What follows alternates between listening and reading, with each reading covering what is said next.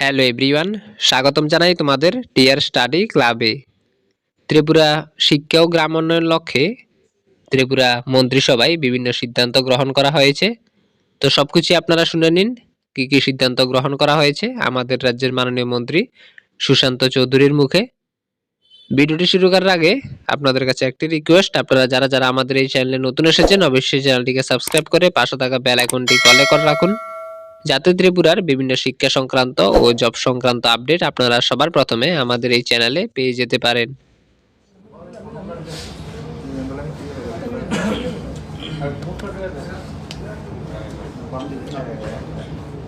সবাইকে নমস্কার। সাংবাদিক বন্ধুরা,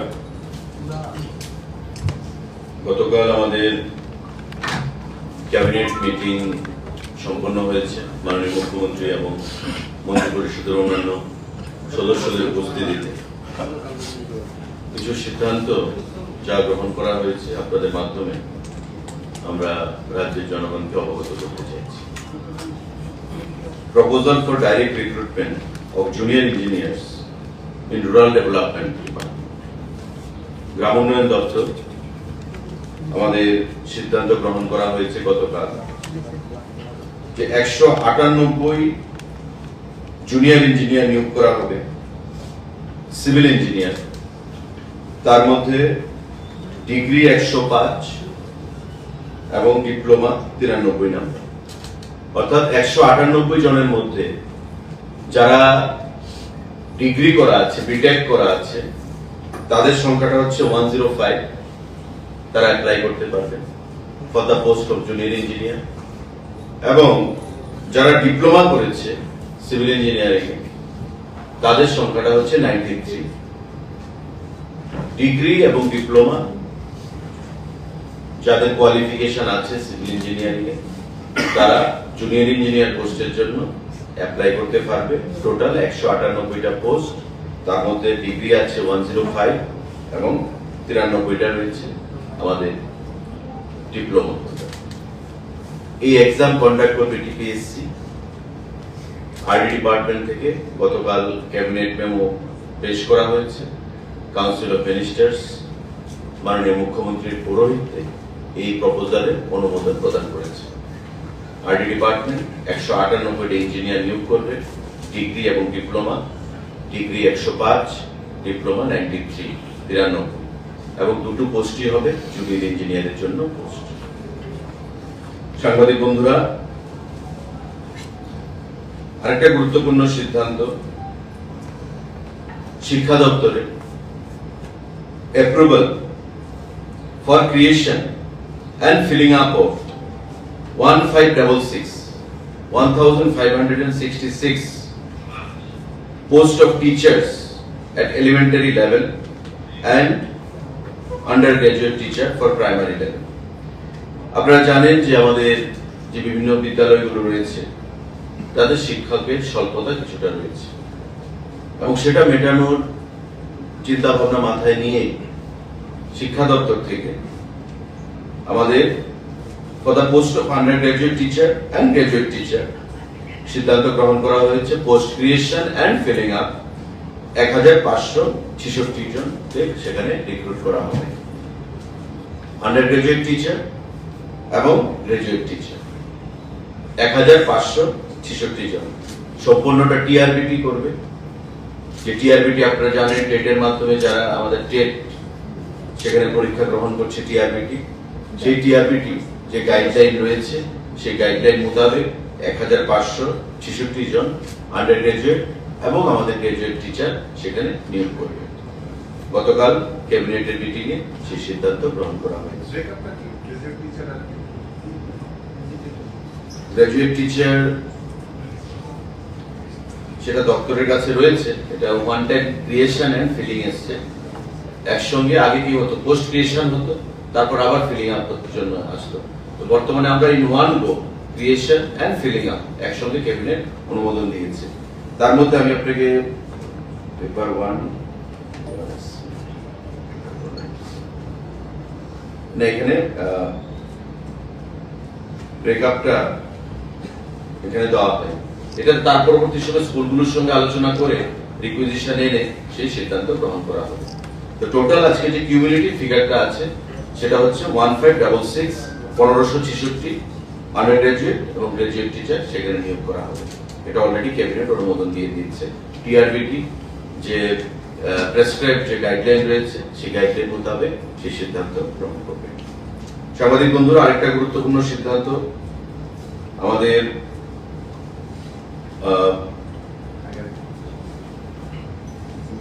সাংবাদিক বন্ধু, আমি আপনাকে অ্যাড করে দিচ্ছি, আপনি যে ব্রেকআপটা চেয়েছেন, the council of ministers has, এটা পরে প্রেস নোটে দিয়ে দেওয়া হয়েছে, the council of ministers has given kind consent for creation and filling up of 1566 number post of teachers, undergraduate হচ্ছে 1099, undergraduate হচ্ছে 1099 and graduate হচ্ছে 467 467 এবং undergraduate হচ্ছে 1099, টোটাল 1566। আপনার জিটিটাও হয়ে গেল, ইউজিটিটাও হয়ে গেল।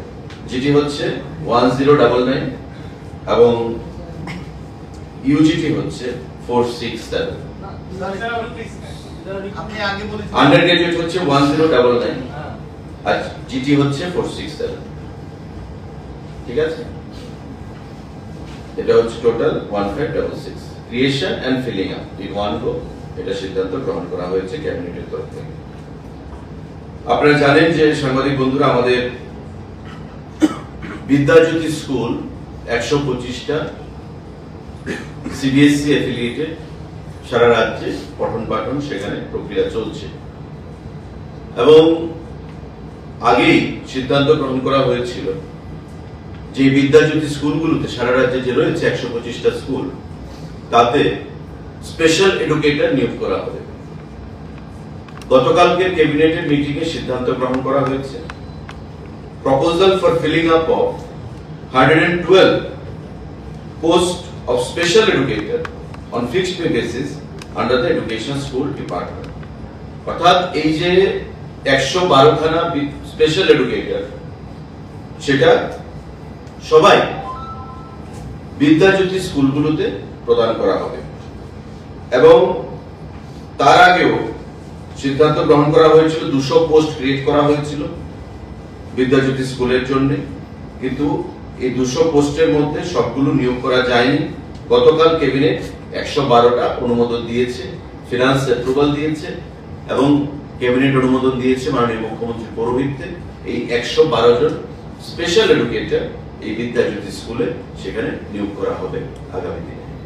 তো স্কুল এডুকেশন ডিপার্টমেন্টের আপনারা দেখলেন যে 112, তার আগে আমাদের 1566 জিটি এবং ইউজিটি টিচার এবং আরডি ডিপার্টমেন্টে 198 ডিগ্রি এবং ডিপ্লোমা হোল্ডারদের জন্য 105 এবং 93 টোটাল ডিগ্রি এবং ডিপ্লোমা সিভিল ইঞ্জিনিয়ারের জন্য চাকরির যে সংবাদ বা অনুমোদন সেটা গতকালকে ক্যাবিনেটে প্রদান করা হয়েছে। এই তিনটি গুরুত্বপূর্ণ সিদ্ধান্ত গ্রহণ করা হয়েছে চাকরির ক্ষেত্রে এবং proposal for creation of 151 number post of order under home department, jail department A 151 John order সেখানে পোস্ট ক্রিয়েট করা হয়েছে। খুব শীঘ্রই দপ্তর থেকে সেগুলো সম্পূর্ণভাবে নিয়োগ করা হবে। এই নতুন পোস্টগুলো ক্রিয়েট হয়েছে 151 জন জেল ডিপার্টমেন্টের ওয়ার্ডার হিসেবে। তাদের আমাদের warder WARDER warder number of post of warder male হচ্ছে 137 এন্ড ফিমেল হচ্ছে 40। মেল হচ্ছে 137 আউট অফ 151, মেল হচ্ছে 137 এবং ফিমেল হচ্ছে 40। এই টোটাল 151 ওয়ার্ডার তারা তাদের পোস্ট ক্রিয়েট হয়েছে দপ্তর থেকে। আগামী দিনে খুব শীঘ্রই আবার ফিলিং আপের অনুমোদন নিয়ে ফিনান্স থেকে তাদেরকে অনুমোদন দেওয়া হবে। তো এই গুরুত্বপূর্ণ সিদ্ধান্তগুলো চাকরির ক্ষেত্রে গতকালকে ক্যাবিনেটের মিটিং এ ছিল। খুব শর্ট ক্যাবিনেট ছিল, বিস্তারিত আমাদের এজেন্ডা খুবই কম ছিল, 10টা এজেন্ডা ছিল। 10টা এজেন্ডার মধ্যে 4টা এজেন্ডাই সেখানে চাকরি সম্পর্কিত। তো আপনাদের মাধ্যমে রাজ্যের যুব সমাজ, রাজ্যের জনগণকে আমরা অবগত করলাম। সাংবাদিক বন্ধুদের যদি এই বিষয়ে কোনো প্রশ্ন থাকে। স্পেশাল এডুকেটরে যে আগে 200 পোস্ট ক্রিয়েট করা হয়েছিল তার মধ্যে কিছু ফিল আপ হয়নি, আপনি সেই ব্যাকলগটাও কি অ্যাড হবে এবার? না, আজকে যেটা মানে গতকালকে যেটা সিদ্ধান্ত হয়েছে 112, আমি বলেছিলাম পোস্ট ক্রিয়েট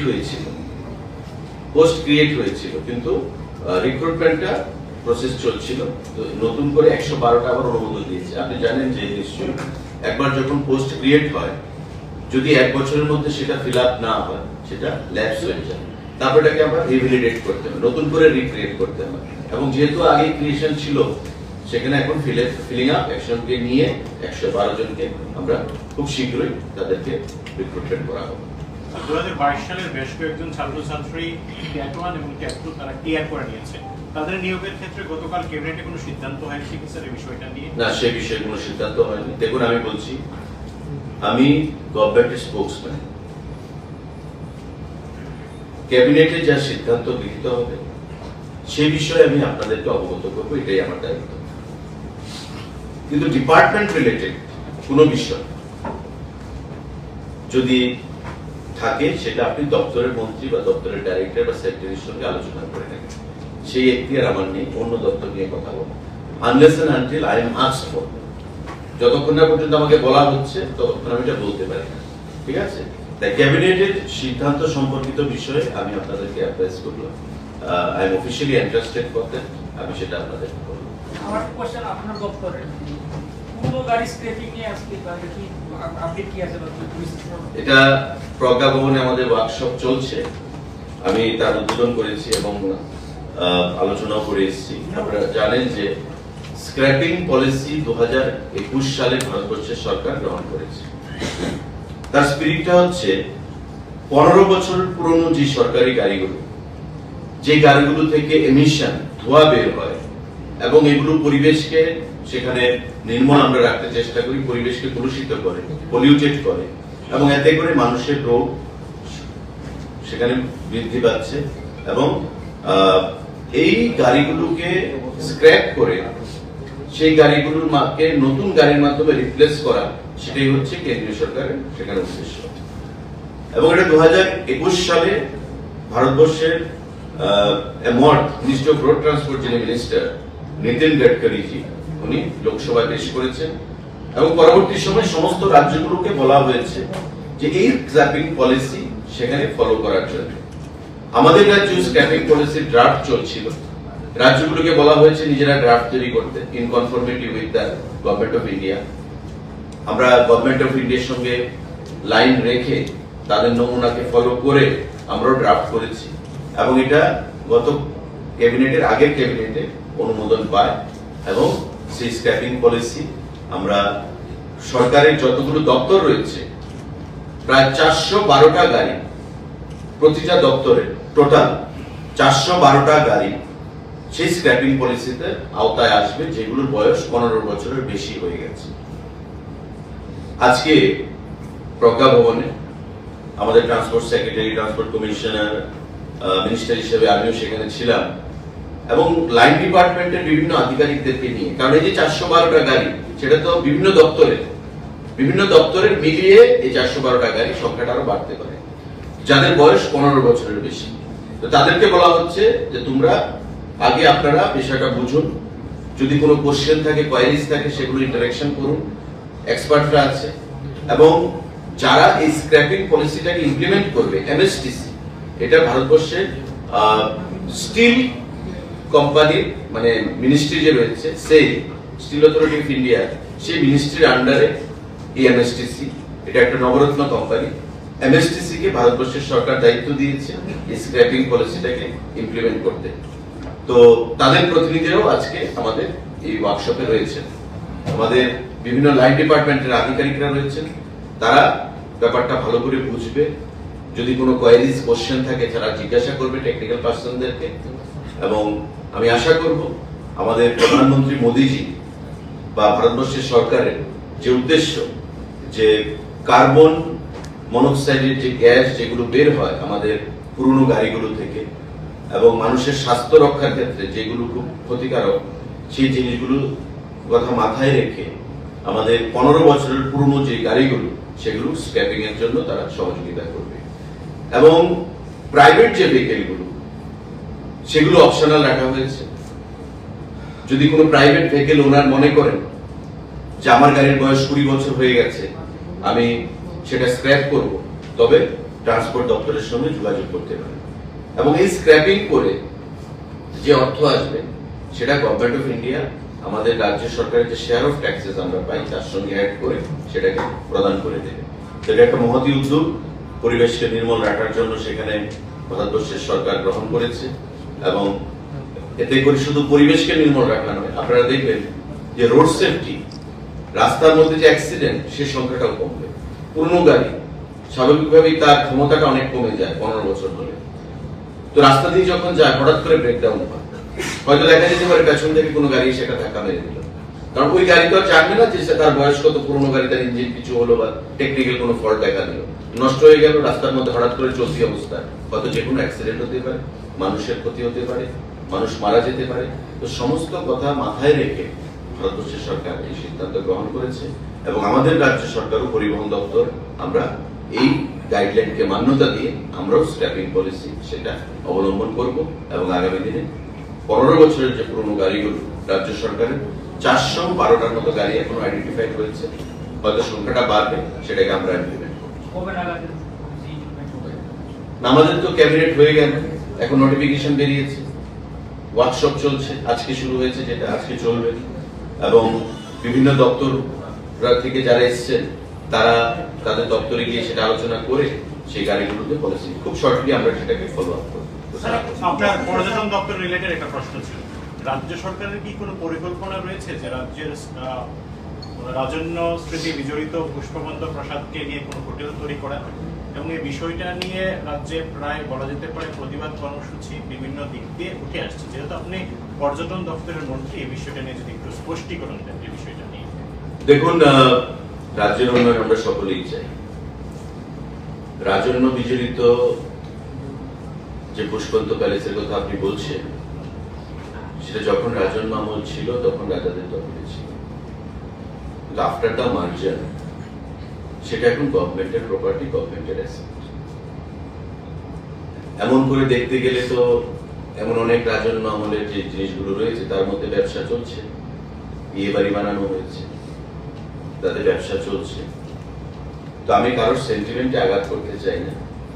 বিষয়টা মাননীয় মুখ্যমন্ত্রী সিদ্ধান্ত নিয়েছেন বা মাননীয় মুখ্যমন্ত্রী প্রচেষ্টা গ্রহণ করেছেন এবং আগামী দিনে আপনারাও চান, আমরা সবাই চাই যে রাজ্যের যে ফেসটা পর্যটনের ক্ষেত্রে বহিরাজ্যের সঙ্গে আমরা কম্পিটিশন করি বা বহিরাজ্যের মতন আমরা করি।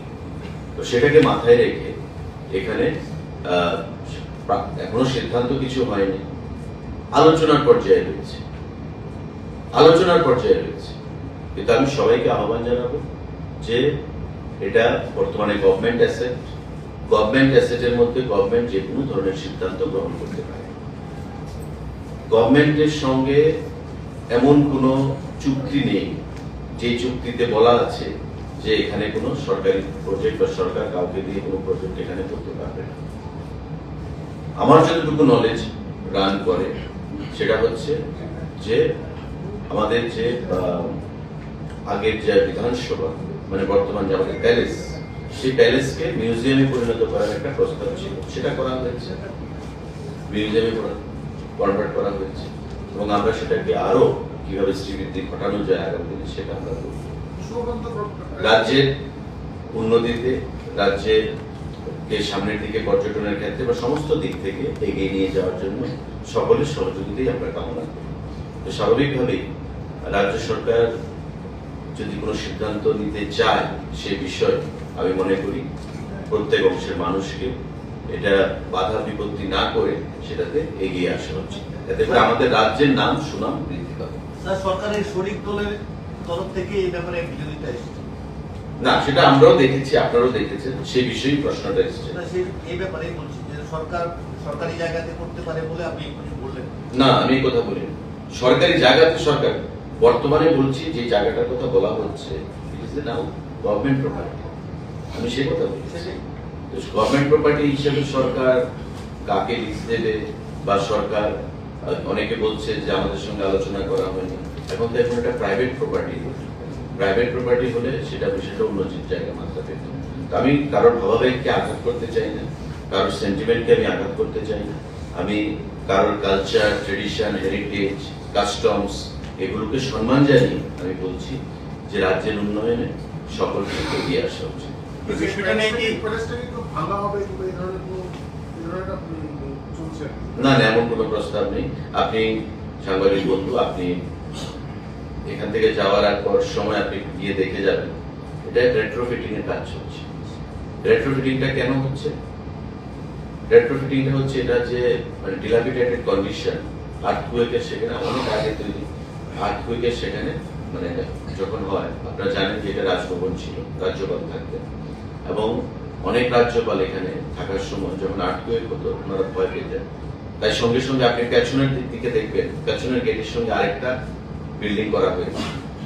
আমার মনে আছে একজন রাজ্যপাল ছিলেন ডিওয়াই পাটিল, উনি সেখান থেকে শিফট হয়ে ওই বিল্ডিং এ চলে গেছেন। ওনার ভয় ছিল যে আর্থকুয়েকে বিল্ডিং মানে শেকি নড়ে চলে। তো এটাকে রেট্রোফিটিং করা হচ্ছে এবং এটা রেট্রোফিটিং করে এটাতে ডিজিটাল মিউজিয়ামের একটা প্রস্তাব ছিল। কিন্তু ডিজিটাল মিউজিয়াম, আর যেখানে অলরেডি একটা মিউজিয়াম আমাদের রয়েছে, আমাদের উজ্জয়ন্ত প্যালেস, তো সেখানে ডিজিটাল মিউজিয়ামের কনসেপ্ট এখানে চলবে না। আর ডিজিটাল মিউজিয়ামে কত মানুষ আসবে, কে দেখতে আসবে, যেখানে অলরেডি রাজাদের ইতিহাস বা রাজাদের যে জিনিসপত্র বা তাদের মানে ইতিহাস বিজড়িত যে জিনিসগুলো, সেগুলো আমরা মিউজিয়ামে রাখবো। তো মিউজিয়ামে আমরা রাখছি, সেটাকে আমরা বিশালভাবে সেই মিউজিয়ামকে আমরা পরিচালনা করছি, আরো আগামী দিনে করব। তাই আপনাদের যেটা প্রশ্ন, যেটা ভাঙার যে কোনো পরিকল্পনা, ভাঙার কোনো পরিকল্পনা নেই, কারণ এটাই তো আমাদের মানে হেরিটেজ বিল্ডিং ফেস, যেটা ভেঙে আমাদের কি লাভ হবে? যাই হোক, কারোর স্মৃতিতে, কারোর মানে সেন্টিমেন্টে, কারোর কালচার, ট্রেডিশন, তাতে আমাদের আঘাত করার কোনো চিন্তা ভাবনা, মানসিকতা নেই। আমরা সম্মান জানিয়ে বলছি সেই সমস্ত জিনিসগুলোতে যে রাজ্যের উন্নয়নে আপনারা এগিয়ে আসুন, প্রত্যেকে এগিয়ে আসুন। এটা একটা সিদ্ধান্ত যদি হয়, সেটাকে প্রত্যেকে স্বাগত জানানো উচিত। এজ এ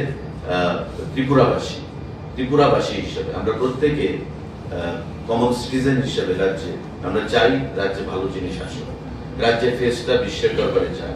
আজকে আপনি দেখুন পার্শ্ববর্তী রাজ্যে, আমাদের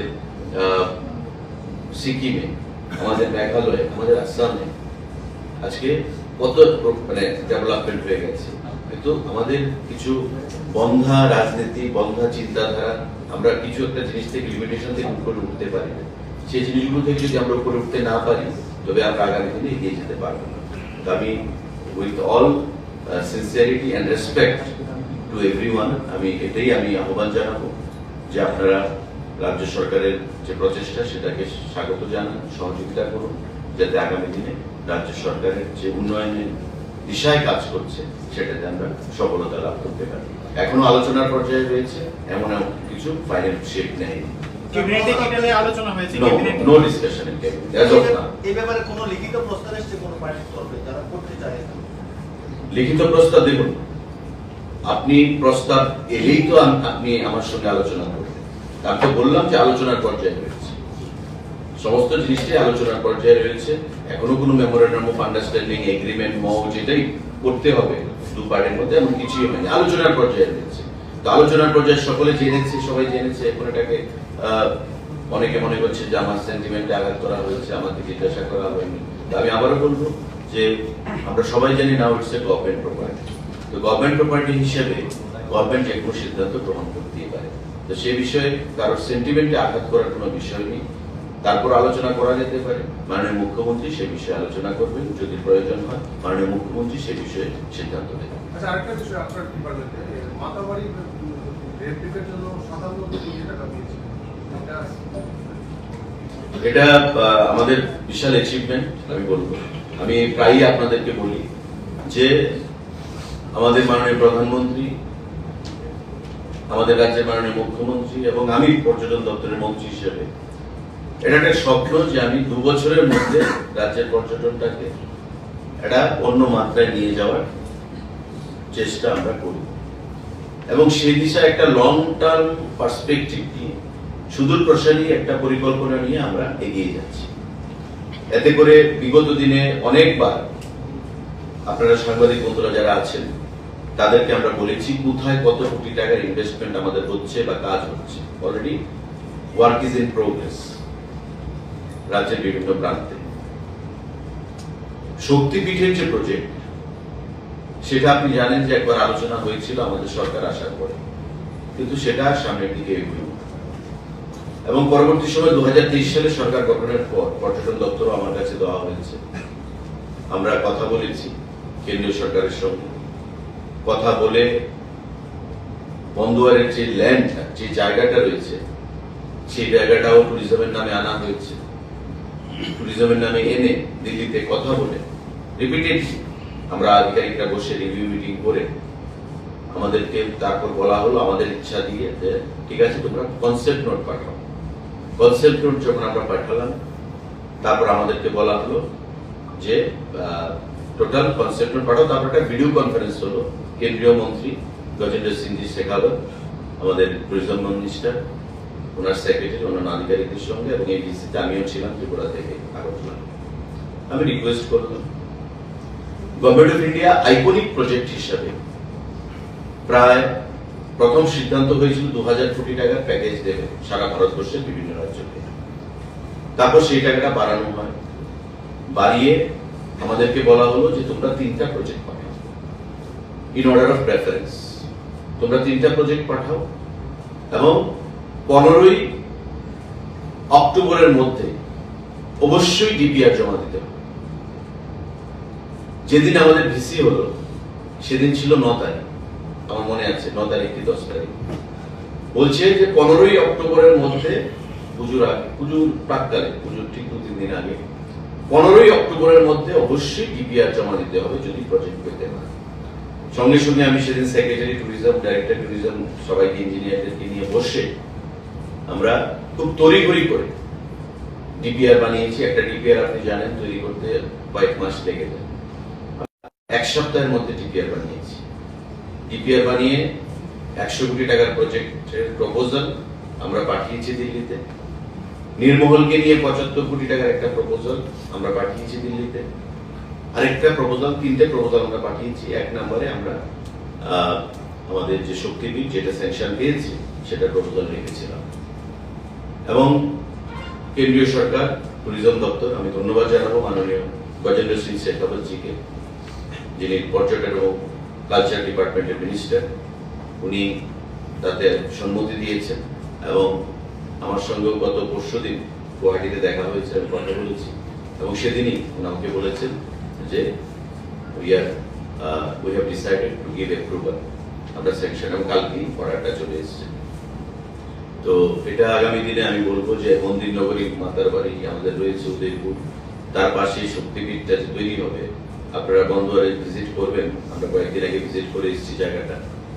অমরপুরের রাস্তাটা যে যায়, পলিটেকনিক একটা রয়েছে সামনে গিয়ে, তার ঠিক অপোজিটে এই রাস্তা মানে জায়গাটা আমরা ইয়ারমার্ক করেছি। সেখানে আগামী বছর 2-এর মধ্যে আমরা আশা করি সেটাকে তৈরি করতে পারবো এবং মানুষের জন্য পর্যটনের ক্ষেত্রে একটা নতুন অধ্যায় আমরা খুলতে পারবো। যে স্পিরিচুয়াল ট্যুরিজম, সেই মাতাবাড়ি রয়েছে আমাদের সঙ্গে, এটা কারণ 51 শক্তিপীঠ আমার নয় শুধু, এখানে আপনাদের কারোরই জীবদ্দশায় 51 শক্তিপীঠ ভ্রমণ করা সম্ভব হবে বলে আমি মনে করি। তো সেটার রেপ্লিকা কি হতে পারে সেই শক্তিপীঠটা আমরা সেখানে প্রদর্শন করব। তার বাইরে সেখানে অন্যান্য অ্যারেঞ্জমেন্ট থাকবে, থাকা খাওয়ার বন্দোবস্ত থাকবে। তো সেই বিষয়টা আমরা করতে চাইছি। তো আমি আশা করব যে আগামী দিনে মোদীজির নেতৃত্বে আমাদের রাজ্যকে ডাবল ইঞ্জিনের যে সুফল আমরা প্রদান পাচ্ছি এবং খুব শীঘ্রই আমাকে উনি 4 তারিখ দিল্লি ডেকেছেন যাওয়ার জন্য শেখাওয়াতজি। আমরা স্বদেশ দর্শন নিয়ে আলোচনা করবো, সেখান থেকে আমরা কয়েকশো কোটি টাকা আশা করছি টুরিজমের জন্য। আমি আগেও বলেছি যে আগামী দিনে ত্রিপুরা পর্যটনে আমরা একটা নতুন অধ্যায় তৈরি করব বছর 2-এর মধ্যে, যাতে করে আমরা ভারতবর্ষের অন্যান্য রাজ্যের সঙ্গে পাল্লা দিয়ে পর্যটনকে একটা বিশ্বের দরবারে পৌঁছে দিতে পারি। কদিন আগে দেখা গেছে যে সরকারের তরফ থেকে একটা ঘোষণা করা হয়েছিল যে টিএসআর এবং যে ত্রিপুরা পুলিশ আছে তাদের জন্য রেশন বাটা এবং পোশাকের জন্য টাকা বৃদ্ধি করা হয়েছে। তো সেই ক্ষেত্রে ট্রাফিক পুলিশ এবং ফায়ার সার্ভিস যে পুলিশ কর্মীরা আছে তাদেরকে বঞ্চিত করা হয়েছে। তাদের ভিতরে একটা ক্ষোভ জমে আছে যে তারাও এই পুলিশের আন্ডারেই পড়ছে এবং তারা এই সরকারি একজন কর্মী, তো তাদেরকে কেন বঞ্চিত করা হচ্ছে? দেখুন, আপনি প্রশ্নটা আগেও করেছিলেন, না, সেদিন আপনি ট্রাফিক পুলিশ তাতে আসবে কিনা এইভাবে জিজ্ঞাসা করেছি, আজকে আপনি অন্যভাবে করছেন। তো যাই হোক, so far my memory runs, traffic police is a part of police. যারা ট্রাফিকে আছে, আমার মনে হয় আপনার কোনো ভাই বন্ধু ট্রাফিকে আছে, না, নেই, আমার বাড়িতে কোনো সরকারি চাকরি বা আপনার শ্বশুর বাড়ির দিকে না, কেউ না, না, আছে, না, কেউ না। তো বলতে বলতে বারবার ট্রাফিককে টেনে আনছে। তো ফায়ার সার্ভিসও আছে। আমি বলছি, traffic police is a integral part of police. যারা ট্রাফিকে কাজ করে তারা পুলিশ ডিপার্টমেন্ট থেকেই যায়। আবার দেখবেন, আজকে আমি ট্রাফিকের ড্রেস পরে রাস্তায় ডিউটি করছি, কালকে হয়তো আমি দেখবেন পুলিশের খাকি ভর্তি করে আমি বন্দুক নিয়ে হয়তো ডিউটি করছি। তো ট্রাফিক পুলিশের আলাদা কোনো মানে রিক্রুটমেন্ট পলিসি নেই, বা ট্রাফিক পুলিশ আলাদা একটা ইউনিট এমন নয়, ট্রাফিক পুলিশেরই পার্ট। তো পুলিশ যদি পায়, আমি ট্রাফিকও পাবে বলে আমি আশা করি। তারপর আমি মাননীয় হোম মিনিস্টার বা মুখ্যমন্ত্রীর সঙ্গে বা ডিজিপির সঙ্গে কথা বলবো। আর ফায়ার সার্ভিস সেটা আলাদা ডাইরেক্টরেট। ফায়ার সার্ভিসের কাজটা কিন্তু পুলিশের মতো নয়। ফায়ার সার্ভিসের কাজটা হচ্ছে অগ্নি নির্বাপক, আগুন নেভানোর কাজ। ফায়ার সার্ভিসকে দিয়ে আমি ল অ্যান্ড অর্ডার ডিউটি করাই না। ফায়ার সার্ভিসকে দিয়ে আমি আগুন নেভানোর কাজ ছাড়া অন্য কোনো কাজ কিন্তু আমি করি না, ঠিক আছে? তো ফায়ার সার্ভিসকেও কি করে দেওয়া যায়, নিশ্চয়ই আমি আগামী দিনে মাননীয় মুখ্যমন্ত্রীর সঙ্গে সেই বিষয়ে কথা বলবো। কিন্তু ট্রাফিক পুলিশের যে ইস্যুটা, সেটা আপনার পুলিশেরই পার্ট, তারা traffic police. Thank you. Sir, একটা জিজ্ঞাসা ছিল স্যার, এই যে স্ক্র্যাপিং এর ব্যাপারে যে বললেন সরকারি 412 টাকা, প্রাইভেট সেক্টরের জন্য এটা অপশনাল কেন রাখা হলো? Since it also creates health Hazard. No, it's a very important question, but private vehicles are used single-handedly. If you have a vehicle that is not used for official purpose, that is used exclusively by yourself only. কিন্তু official যে vehicles গুলো আছে, সেগুলো ধরুন বছরের পর বছর ধরে মেইনটেনেন্সটা হয় না, তো স্বাভাবিকভাবে ডিজেলটা চেঞ্জ হচ্ছে না। আপনি একটা গাড়ি কিনলেন, আপনি কিন্তু খুব টাইমলি এটাকে আপনি সার্ভিসিং করাচ্ছেন। আপনি নিজেকে যেমন ভালোবাসেন, ডাক্তার দেখান, অসুস্থতা বোধ করলে আপনার গাড়িটাকেও কিন্তু আপনি 3 মাসের মধ্যে না হলেও 4 মাসের মাথায় আপনি সার্ভিসিং করাচ্ছেন। তো প্রপার মেইনটেনেন্সটা যদি থাকে, তো স্বাভাবিকভাবে তার হেলথ কন্ডিশনটা ভালো থাকে। তাই সেটাকে অপশনাল রাখা হয়েছে এবং 20 বছর অবধি রাখা হয়েছে, যে উইথ এজ লিমিট অফ 20 যদি প্রাইভেট ভেহিকল ওনার যারা আছে তারা যদি মনে করে যে স্ক্র্যাপিং তারা করবে, they may come in to contact with the transport department for necessary action. কিন্তু স্যার, আমি মেইনলি বলতে চাইছিলাম বাস, লরি, এগুলি তো আরো বেশি মানে দূষণ করছে এই জায়গাটা। না, সেগুলো আমি তো বললাম অপশনাল রাখা হয়েছে। দেখুন, ভারতবর্ষের সরকার এটাকে করেছে 2021 সালে, 22, 23, 24-এ আমরা ফেক এন্ডে দাঁড়িয়ে গেছি, আজকে 24-এরও শেষের পথে আমরা। তো সারা দেশে সার্কুলার দেওয়া হয়েছে, কোনো কোনো রাজ্য করছে, কোনো কোনো রাজ্য করছে না। বাট যেহেতু আমরা দিল্লিতে এবং রাজ্যে একই সরকার, we must work in conformity with government of India, in line with government of India. তো সেক্ষেত্রে আমাদেরও এটাকে ড্রাফট করে ম্যাটেরিয়ালাইজ করতে, ইমপ্লিমেন্ট করতে আমাদের কিছু সময় লেগেছে, এবং ক্যাবিনেটও একবার এসেছে, তারপর কিছু টেকনিক্যাল প্রবলেম ছিল, সেটা ড্রপ হয়েছে। এখন টু স্টার্ট উইথ আমরা দেখি যে 412টা গাড়ি রেসপন্সটা কেমন, how it goes to start with. তারপর দেখে আমরা ধীরে ধীরে সেটাকে প্রাইভেট ভেহিকলের ক্ষেত্রে আমরা ম্যান্ডেটরি করব। না, কেননা ইদানিং কালে দেখা যাচ্ছে মোবাইলে যে air quality is very poor, like in Delhi. দিল্লিতে আরো খারাপ। আপনি দিল্লিতে যে এয়ার কোয়ালিটির যে ইন্ডেক্স, যেটা আপনি দেখবেন ভারতবর্ষের মধ্যে সব থেকে মানে হ্যাজার্ডাস আমি বলবো। তো আমাদের রাজ্যে সে পরিমাণ নেই, কিন্তু তারপরেও আগামী দিনের জন্য প্রিকশনারি মেজার আমাদেরকে নিতে হবে, সো দ্যাট আমরা এই যে স্ক্র্যাপিং এর মাধ্যমে আমরা পরিবেশকে নির্মূল রাখতে পারি। তো আমি বললাম যেটা সরকারি হবে গাড়িগুলো আমরা আগে করি, তারপর আমরা প্রাইভেটটাকে ম্যান্ডেটরি করব।